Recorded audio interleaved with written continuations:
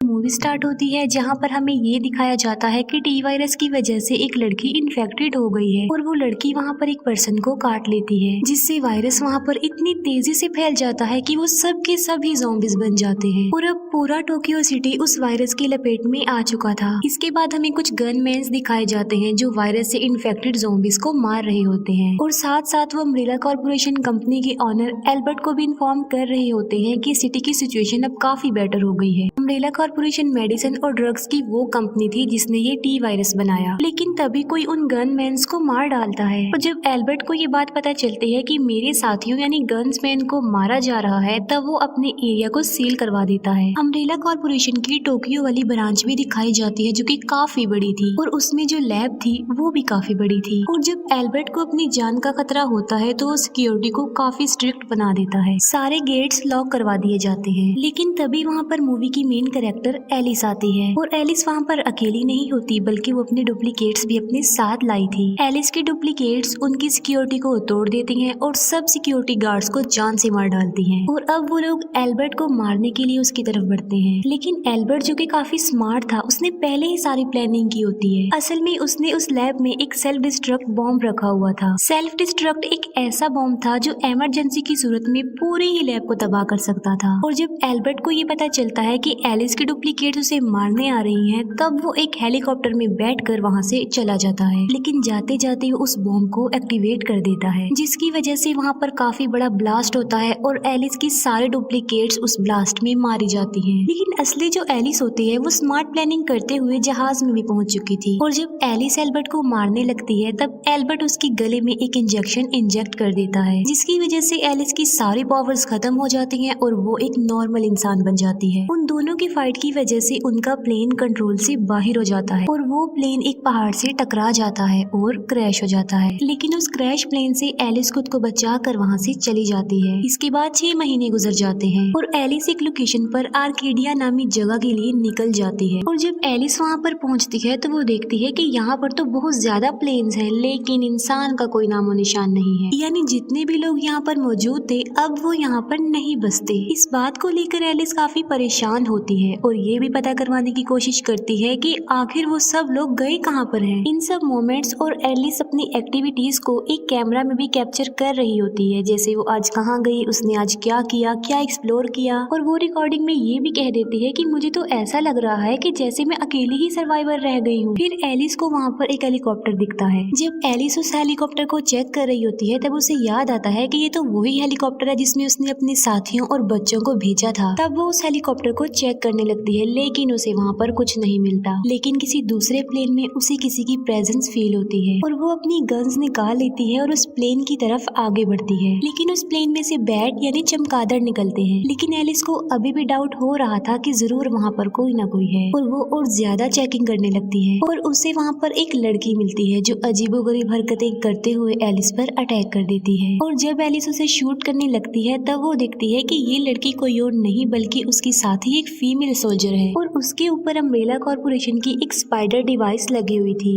Alice उसकी body से वो डिवाइस रिमूव करती है और पूछती है कि आखिर तुम्हारे साथ यहाँ पर ऐसा क्या हुआ है जो तुम्हारी हालत ऐसी हो गई है, और मैंने तुम्हारे साथ और लोगों को भी भेजा था, वो कहाँ पर हैं? लेकिन उस फीमेल सोल्जर की मेमोरी लॉस हो चुकी थी, जिसकी वजह से उसे कुछ भी समझ में नहीं आ रहा होता कि आखिर एलिस क्या कह रही है। एलिस ये सोचती पर मजबूर हो जाती है कि इसके साथ जरूर कोई ना कोई एक्सीडेंट हुआ है तभी इसका ऐसा हाल है और हमें यहाँ से निकलना चाहिए इससे पहले कि कहीं मेरे साथ भी ऐसा ना हो जाए। और वो दोनों हेलीकॉप्टर में बैठकर वहाँ से चली जाती हैं। और जब वो लोग जा रहे होते हैं तब उन्हें जेल की एक छत पर कुछ सर्वाइवर्स नजर आते हैं जो उनसे हेल्प मांग रहे थे और एलिस उनकी छत पर अपना प्लेन उतारती है। एलिस प्लेन से उतरती है और उन सर्वाइवर्स से मिलती है। वो अपना इंट्रोडक्शन देती है और फीमेल सोल्जर के बारे में बताती है कि मेरे साथ वो भी है। वो कहती है कि मैं एक लोकेशन आर्केडिया की तरफ जा रही हूँ, आप लोगों को देखा कि हेल्प की जरूरत है तो मैं यहाँ आ गई। तब वहाँ पर खड़ा हुआ एक पुलिस ऑफिसर एलिस को बताता है कि आर्केडिया कोई जगह नहीं है बल्कि वो एक शिप है जो ऑलमोस्ट यहाँ यहाँ से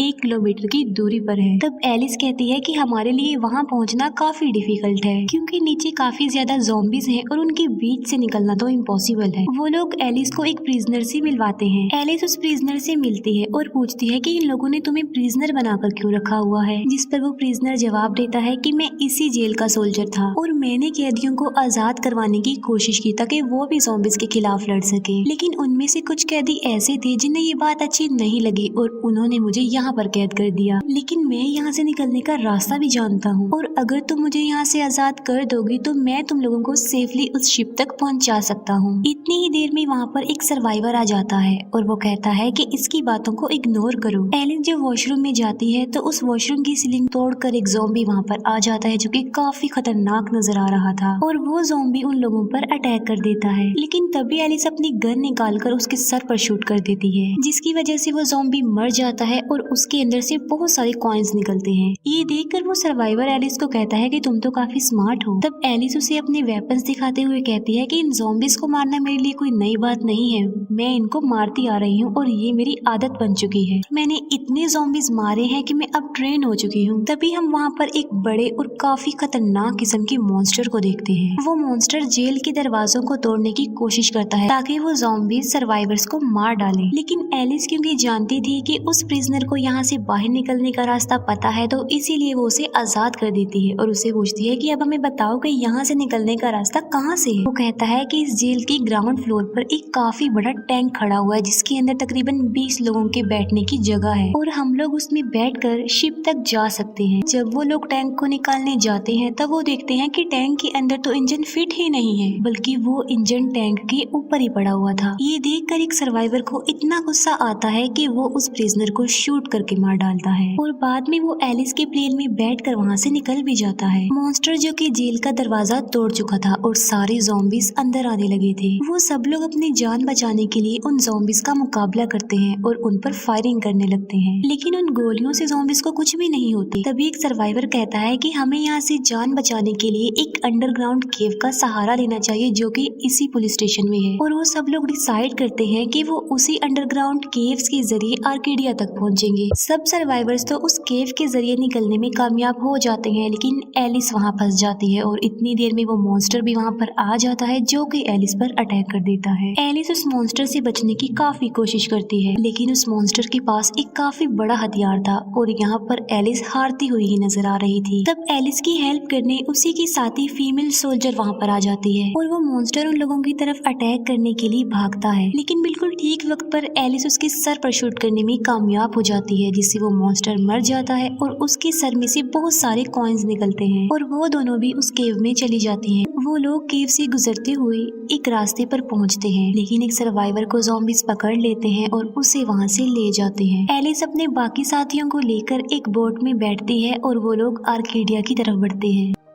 और जब वो लोग आर्केडिया पर पहुंचते हैं तब उन्हें पता चलता है कि आर्केडिया की तरफ से भेजी गई रेडियो ट्रांसमिशन जिसमें ये कहा गया था कि सर्वाइवर्स यहाँ पर आ जाएं, यहाँ पर खाना पानी मौजूद है, वो 3 दिन पहले की ट्रांसमिशन थी और जिन्होंने भेजा था वो लोग भी यहाँ पर नहीं थे और इन्फॉर्मेशन लेने के लिए वो उस शिप के रिकॉर्ड चेक करती है। तब एलिस को पता चलता है कि तकरीबन 2000 से ज्यादा लोग जो अभी भी इस शिप पर जिंदा हैं, मगर एलिस को ये पता नहीं चल पाता कि आखिर वो हैं कहाँ पर। ये बात जानने के लिए एलिस और शिप की बेस ग्राउंड में जाती है और वो वहाँ पर अम्ब्रेला कॉर्पोरेशन का लोगो देखती है जिससे उसे पता चल जाता है कि ये बोट भी अम्ब्रेला कॉर्पोरेशन की बनाई गई है और अम्ब्रेला कॉर्पोरेशन ने ये फेक न्यूज फैलाई थी कि सर्वाइवर्स यहाँ पर आ जाएं और अम्ब्रेला कॉर्पोरेशन ने ऐसा इसलिए किया था ताकि जो लोग यहाँ पर आए वो उन पर अपने एक्सपेरिमेंट्स कर सके। और जब एलिस को ये बात पता चलती है तब उसे काफी गुस्सा आता है और वो उन लोगों को वहाँ से निकालने की कोशिश करती है। जब वो लोग वहाँ से निकल रहे होते हैं तब एलिस को उसकी पुरानी फीमेल सोल्जर नजर आती है और उसके सीने पर भी सेम स्पाइडर डिवाइस लगाई गई थी। एलिस उस डिवाइस को रिमूव करती है और उन लोगों की जान बचाती है और इतनी ही देर में वहाँ पर एल्बर्ट आ जाता है और ये सारा किया धरा किसी और का नहीं एल्बर्ट का था, यानी इस सब प्लानिंग के पीछे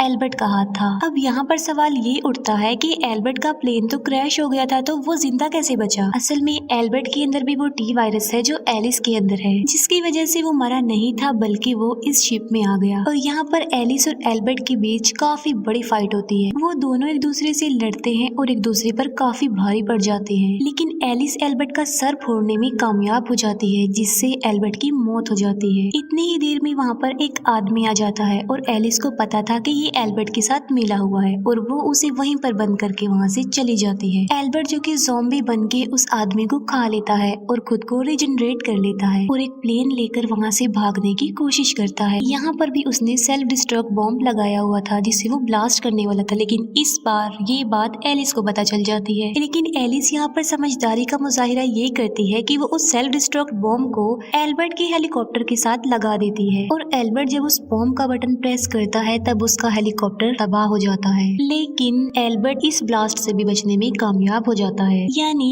एल्बर्ट अभी भी नहीं मरा होता। और दूसरी तरफ एलिस उन सब लोगों की जान बचा लेती है और वो लोग काफी खुश होते हैं। वो लोग इतने खुश हो जाते हैं और ये समझते हैं कि एलिस ने उनको एक नई जिंदगी दे दी है। एलिस फिर से रेडियो ट्रांसमिशन एक्टिवेट करती है और वो मैसेज भेजती है कि जितने भी लोग सर्वाइवर्स हैं वो आर्केडिया में आ जाएं, हम लोग आपकी हेल्प करेंगे और हम आप लोगों को खाना पीना प्रोवाइड करेंगे। लेकिन तभी वो लोग नोटिस करते हैं कि एलिस की वो ट्रांसमिशन सुनकर बहुत सारे ड्रोन्स वहाँ पर आ जाते हैं और उनकी शिप को चारों तरफ से घेर लेते हैं और ये मूवी यहीं पर ही एंड हो जाती है।